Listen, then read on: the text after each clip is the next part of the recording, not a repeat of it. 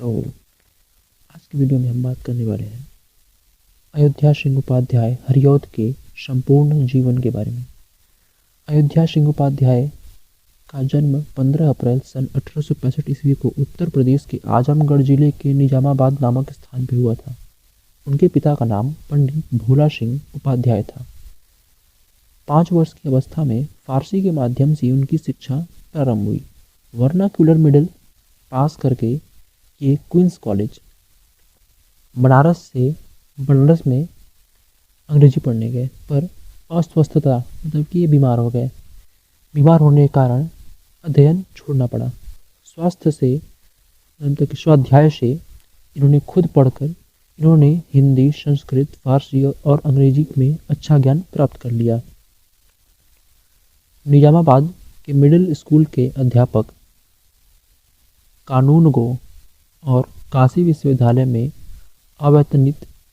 अवैतनिक शिक्षक के पदों पर इन्होंने कार्य किया। 6 मार्च सन 1947 में ईस्वी को इनका देहावसान हो गया। हरिऔध जी द्विवेदी युग के प्रतिनिधि कवि और गद्य लेखक थे।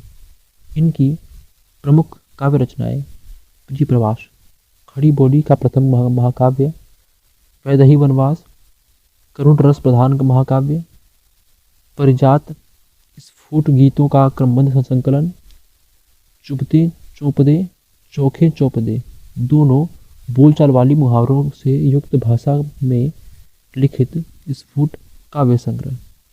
ये दोनों हैं चुपते चौपदे और चौखे चौपदे। और रसकलश वज्र भाषा के छंदों का संकलन है। अधखिला फूल उपन्यास है।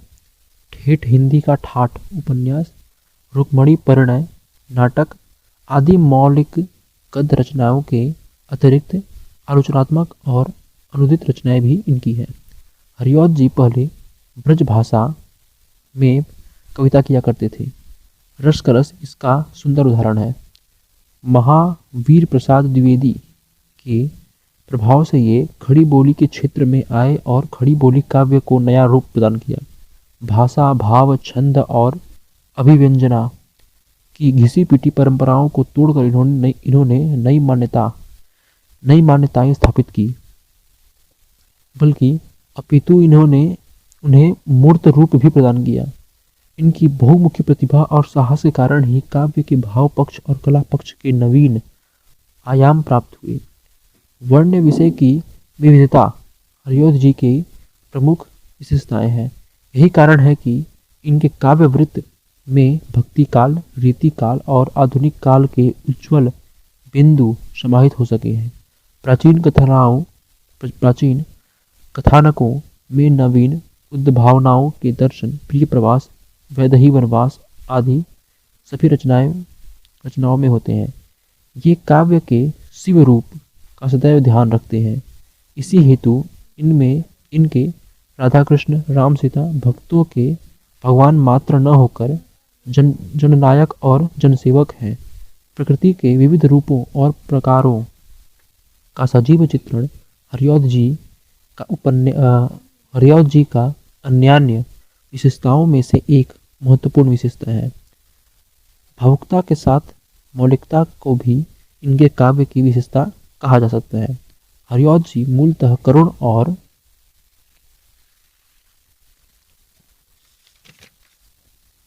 वात्सल्य रस के कवि थे। करुण रस को ये प्रधान रस मानते थे और उसकी मर्मिक व्यंजना इनके काव्य में सर्वत्र देखने को मिलती है। वात्सल्य और विप्रलंभ श्रृंगार के हृदय स्पर्शी चित्र, प्रिय प्रवास ये यथेष्ट हैं। अन्य रसों के भी सुंदर उदाहरण इनके स्फुट काव्य में मिलते हैं। भाषा की जैसी विविधता हरिऔध जी के वाक्य में है, वैसी विविधता महाकवि निराला के अतिरिक्त अन्य किसी के काव्य में नहीं है। इन्होंने कोमल कांता पदावली युक्त ब्रजभाषा, रसकलश में संस्कृति निष्ठ खड़ी बोली, प्रिय प्रवास में मुहावरे युक्त बोलचाल की खड़ी बोली, चौखे चौपदे और चुभते चौपदे में पूर्ण अधिकार और सफलता के साथ प्रयुक्त किए हैं। आचार्य रामचंद्र शुक्ल ने इसलिए इन्हें द्विकलात्मक कला के सिद्धहस्त कहा है। इन्होंने प्रबंध और मुक्तक शैलियों में सफल काव्य रचनाएं की हैं। इतिवृत्तात्मक मुहावरेदार संस्कृत काव्य, चमत्कारपूर्ण सरल हिंदी शैलियों का अभिव्यंजना शिल्प के दृष्टि से सफल प्रयोग भी किया है। अलंकार और सहज और स्वाभाविक प्रयोग इनके काव्य में है। इन्होंने हिंदी के पुराने और संस्कृत छंदों को अपनाया है। कवित्त, सवैया, झप्पैया, दोहा इनके पुराने प्रिय छंद हैं और इंद्रव्रजा, शार्दूल, विक्रीडित, शिखरिणी, मालिनी, वसंत तेलिका, द्रुत, विलंबित आदि संस्कृत वर्णवृत्तों का प्रयोग कर इन्होंने हिंदी छंद के क्षेत्र में युगांतर ही उपस्थित कर दिया है।